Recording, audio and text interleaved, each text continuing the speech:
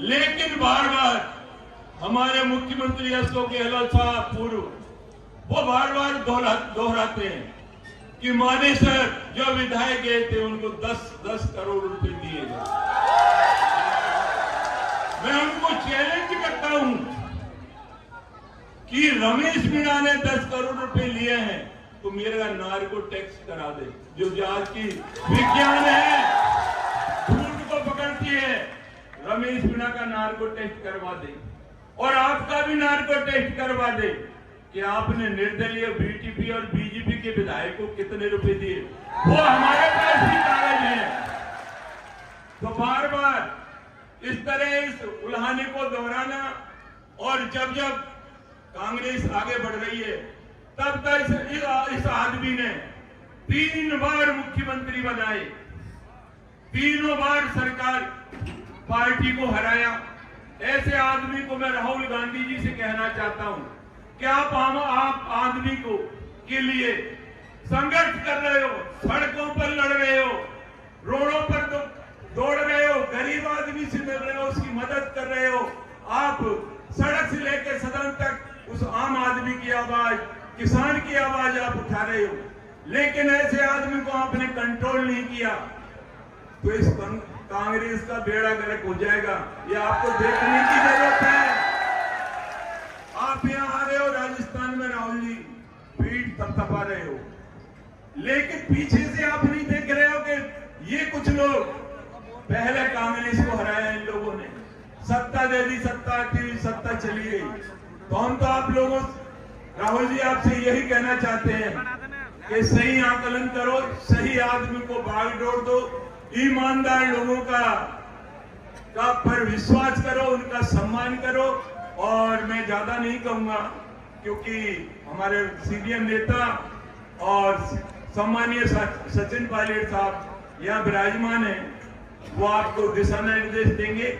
और सबसे जो बड़ी बात है कि राजेश पायलट साहब जिन्होंने संघर्ष किया और संघर्ष से लेके एक ऊंचाई तक पहुंचे और उन्होंने देश की सेवा की, किसान की सेवा की, नौजवान की सेवा की, तो उनके जो सपने हैं आप सभी मिलकर, हमारे पायलट साहब उनके सपनों को पूरा करें। 15 साल से मैं देख रहा हूं इस बात को, मैं देख रहा हूं भाइयों कि मैं कहता हूं जिसकी जगह हम होते तो हम मैदान छोड़ के भाग जाते थे। इतना संघर्ष कर रहा है ये व्यक्ति कि दुखी होता है, दुख नहीं झलकने देता, परेशानी होती है, चेहरे पर नहीं आने देता, सदैव हंसता रहता है। अरे सब हो जाएगा, चिंता मत करो, सब ठीक हो जाएगा। और कभी किसी की बुराई नहीं करते, बहुत होशियार है, टैलेंट है, हाजिर जवाब है। तो मैं तो इस मौके पर एक बात, जो किसानों की बात आती है, आज किसानों की चर्चा हो रही है, किसान सम्मेलन है, तो यहाँ पर किसानों की स्थिति क्या है? आज बिजली महंगी हो गई है, खाद महंगा हो गया है, खेती को उपकरण महंगे हो गए हैं, और किसान की जो फसल है उसका जो दाम है वो बाजार में क्या है आप लोग भी जानते हैं। किसान गर्मी बढ़ता है, सर्दी सहता है, बरसात सहता है, पाला सहता है, हर परेशानी को भुगतता है, और समय जब रात में अंधेरा हो जाए तो पशु भी चढ़ जाते हैं। तो किसान की इस देश में कौन सुन रहा है? किसान की आय कब दुगनी होगी, किसान कब आगे बढ़ेगा, किसान कब तरक्की करेगा? तो ये मोदी जी भाषण देते हैं कि 2022, पहले कहा तो उन्होंने आय दुगनी हो जाएगी, कोई आय दुगनी नहीं हुई। तो मैं इस मौके पर आप लोगों से कहना चाहता हूं कि अभी 2-4 दिन से आप अखबारों में पढ़ रहे हो कृषि मंत्री के कारनामे, कृषि मंत्री के कारनामे पकड़ में आ रहे हैं, उनका पीए पकड़ में आ रहा है, डॉक्टर मंत्री की बात हो रही है। जो आदमी कहता है कि रुपयों से, लेन देन से, भ्रष्टाचार से ये मेरे खून में नहीं है, तो भैया किरणलाल जी आप कहते हो कि इस्तीफा दे दिया है, अब वापस नहीं लूंगा, थूक के चाटना नहीं है, थूक के चाट ही पूरा गया विभाग को। हजारों करोड़ का घोटाला हुआ है। आज आपका खाद नकली, बीज नकली किसान को रहती है, कि भाई बीज आया है, खाद दूंगा, फसल अच्छी होगी। अरे फसल अच्छी कहां से होगी, बीज कहां से अच्छा होगा।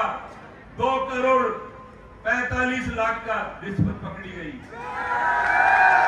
तो मंत्री जी हम कहना चाहते हैं कि आप जुगल किशोर जो डायरेक्टर था वो कोई सरकारी आदमी नहीं था, आपने अपॉइंटमेंट किया था उसको डायरेक्टर के पद पर, आपके साथ रहता था वो।